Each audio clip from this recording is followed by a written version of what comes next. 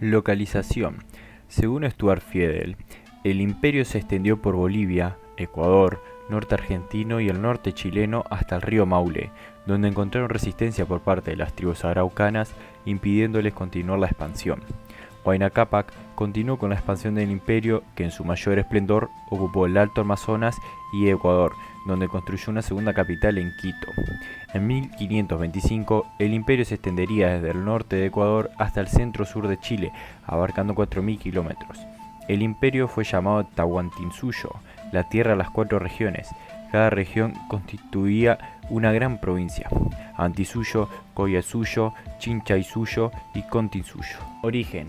Su origen enmarca gran misticismo, acompañado de relatos mitológicos. ¿Cómo se inicia un mito? Mito de origen. Los mitos son relatos fundadores que los miembros de una sociedad se transmiten de generación en generación desde los tiempos más antiguos. El origen mítico del imperio inca, el más popular y renombrado, trata sobre que el dios Inti envió a 2 de sus hijos, llamados Manco Cápac y Mama Ocllo. Los mismos emergieron del lago Titicaca como parte de una misión impuesta por su padre. La misma consistía en que debían civilizar a los habitantes de Cusco y formar un gran imperio con su nombre. Para la elección de dicho lugar, el dios Inti le encargó a Manco Cápac una vara de oro y le encomendó que viajara al norte del lago Titicaca. Mientras se desplazaba, él mismo debía hundir la vara en la tierra, y si la misma se hundía con facilidad, sería el lugar idóneo para la fundación del imperio. Después de un arduo trayecto, llega a una zona montañosa, en la cual Manco Cápac hundiría la vara, formando la capital del imperio. Cronología.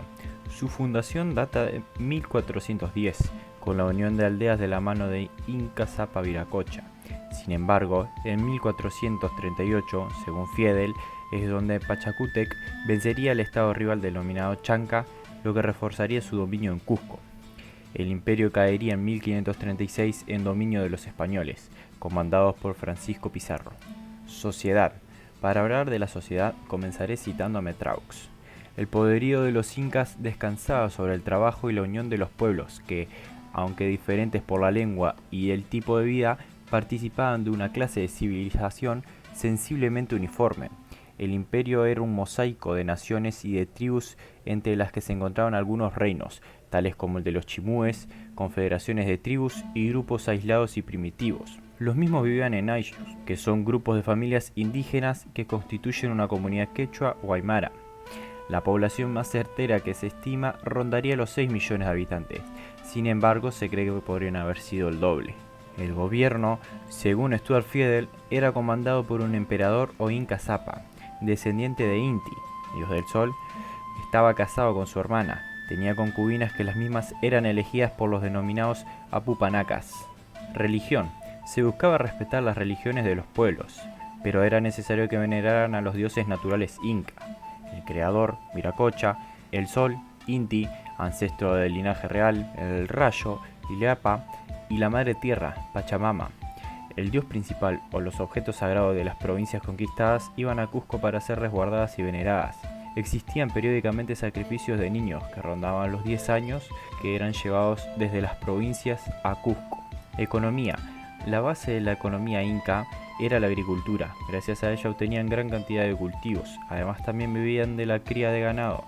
Uno de sus puntos fuertes fue el hecho del aprovechamiento de los diversos espacios en el área andina para diferentes tipos de cultivos. Por su parte, también gozaban de franjas costeras que le permitían conseguir alimentos para el imperio. Crónicas. ¿Qué son?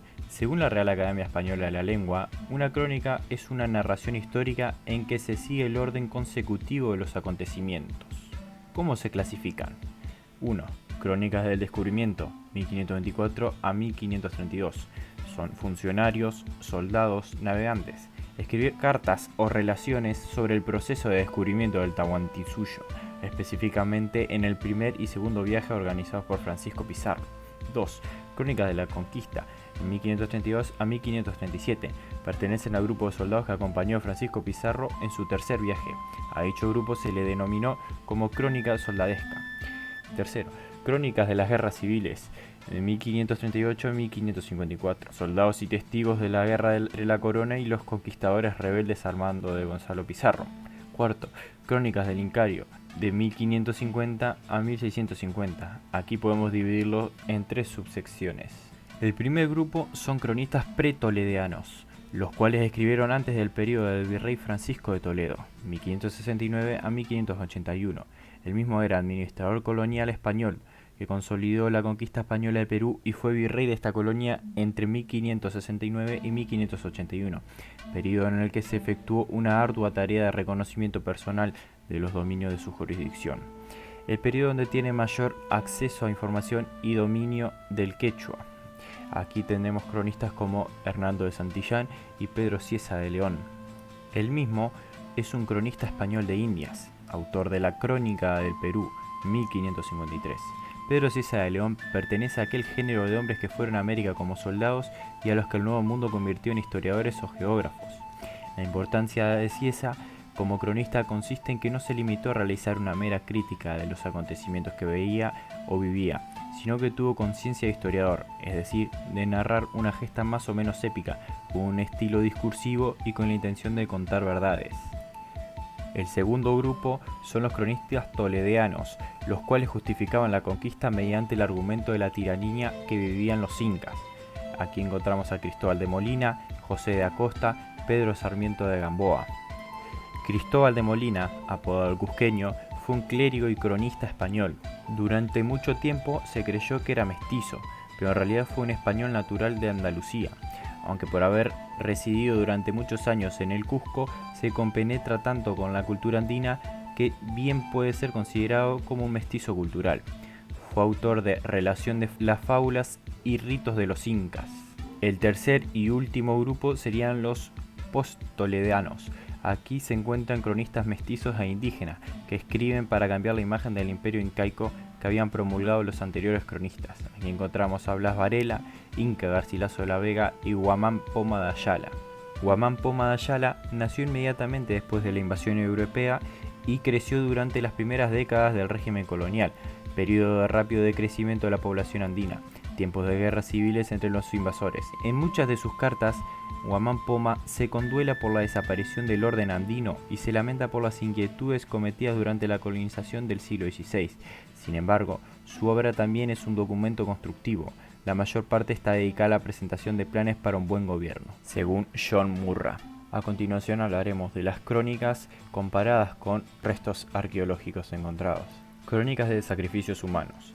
Pedro Cieza de León, cronista pre-toledano, relata: y cuando hacían los sacrificios delante de la multitud del pueblo, iban los rostros hacia las puertas del templo, y las espadas a la figura del ídolo, llevando los ojos bajos y llenos de gran temblor.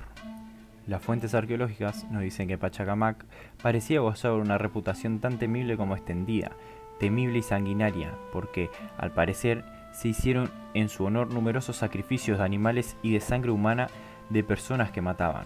Inspirándose directamente en Cieza de León, confirma la existencia de sacrificios y precisa que tales prácticas solamente se producían en casos graves y excepcionales, como cuando se sospechaba de alguna provincia que quería rebelarse o que se preparaba una traición contra el Inca, y que eso no se podía verificar por testigos, torturas o de otra manera.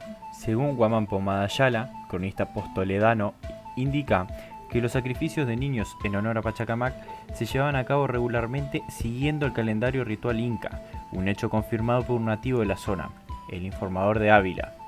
Él mismo menciona que todos los años le ofrecían un pacacucha, sacrificándole gente de todas las provincias del Tahuantinsuyo, mujeres y hombres. Cuando llegaban a Pachacamac, enterraban vivas a las víctimas de ese capacucha, diciendo: «Heros aquí, te los ofrezco, padre». De la misma manera, le ofrecían oro y plata, y no dejaban de sacrificarles llamas y hacerles ofrendas de bebidas y comidas en la época de la luna llena, confirmando así el hecho del sacrificio a niños, que la arqueología respaldaría. Para finalizar, ¿cómo identificar un sacrificio humano en un contexto arqueológico? ¿Cómo diferenciarlo de una sepultura clásica? Esas son cuestiones esenciales que han sido tocadas y discutidas por varios autores, a lo que la mayoría de los autores parecen estar de acuerdo acerca de dos indicadores arqueológicos diagnósticos: el contexto y la posición del cuerpo, o de las partes del cuerpo. Cuando estos dos elementos se ubican fuera de las normas habituales, la hipótesis del sacrificio debe ser considerada. Existe una gran variedad de formas de sacrificios en el registro arqueológico andino.